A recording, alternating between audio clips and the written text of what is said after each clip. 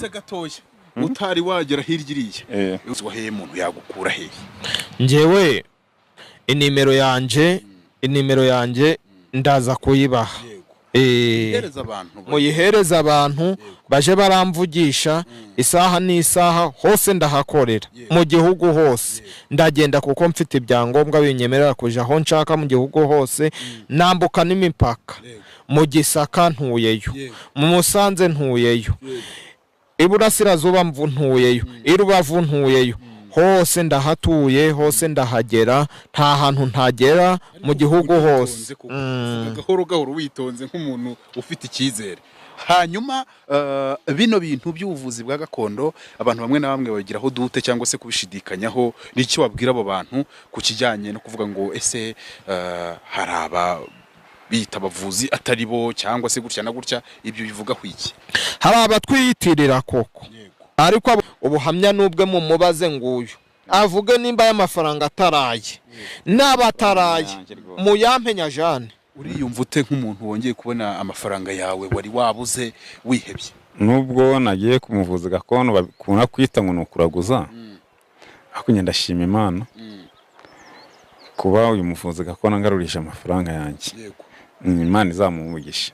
Uyu muntu siwe uje gushaka murebe neza mwitegereze ni gucero amafaranga ye ngo yarasigaye mu kabari, umuntu agize gutya ngo agiye kwiyeranja, umuntu amutwara ibiceri bye, arangije azindukira kuri uyu musaza ndetse n'umuhungu we aza kubabaza ukuntu ngo miliyoni ze zigera muri 2 ziri bugaruke. Turabanza tubaganirize kwanza uko mbisobanuye, nuvuga ngo twabanje kubereka gace k'ibyabereye mu irimbi ariko naha byari byahereye. Turabasuje kwanza. Yego muraho. Taza hano muze muraho. Amakuru ni meza. Muze amatwi ye ntabwo yumva neza, niyo mpamvu nyifashisha kandi yampaye imbaraga zo kuja ndamufasha muri aka kazi ko kuvura no kugaruza ibyibwe. Numvise kumuvugisha ari ukuvuga cyane, urihangana ubwo niwe tuza kubaza ibintu byinshi. Ubundi mukora mute muri bantu ki? Twebwe turabavuzi gakondo. Ibyangombwa nanjye cyangombwa cyanjye ndagifite kuko ndi umuvuzi gakondo. Ubwo wowe na muzehe umuvuzi ninde?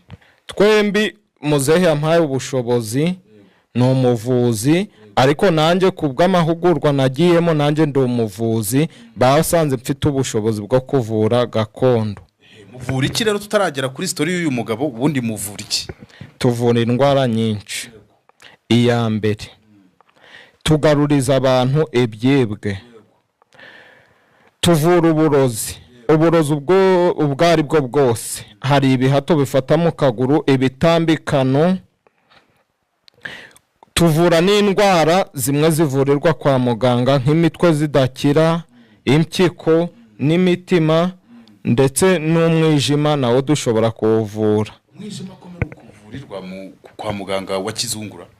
Umwijima natwe tugira imiti ya kinyarwanda iwuvura ugakira.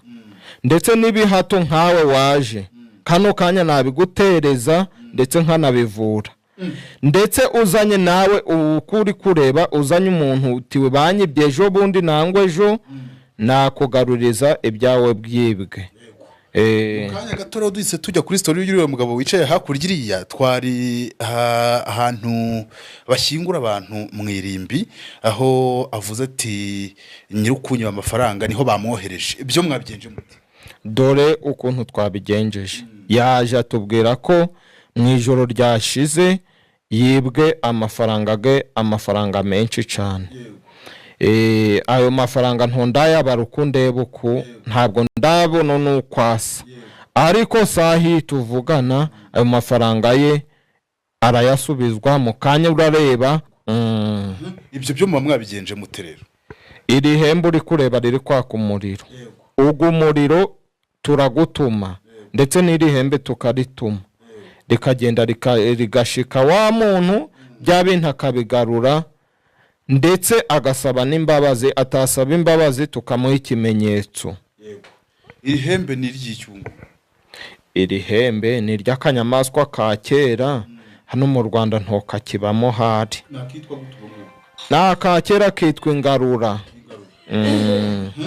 Ndumva afite amatsiko yo kuvugisha uyu musaza ngo tubwire imivurire ubundi muze imbaraga mugira ngo zo hambere muzikura hehe rero jewe ndavura ibyo mvura byose mvura byose uretse sida urukumva byose ndabivuraga pe abantu bose baransobanukiwe. Reka tuvugishe gato ku mugabo uri hakurya ahangaha niko wa mugabo we wowe ngo batwaye izo noti utubwire ukuntu byakugendekeye hanyuma abantu munyabugira gutya mukajya gusura abakobwa rero urambabaje muraho neza amakuru yawe amakuru ni meza ngo byagenze bite hari umuntu uri kuguhamagara ngira ngo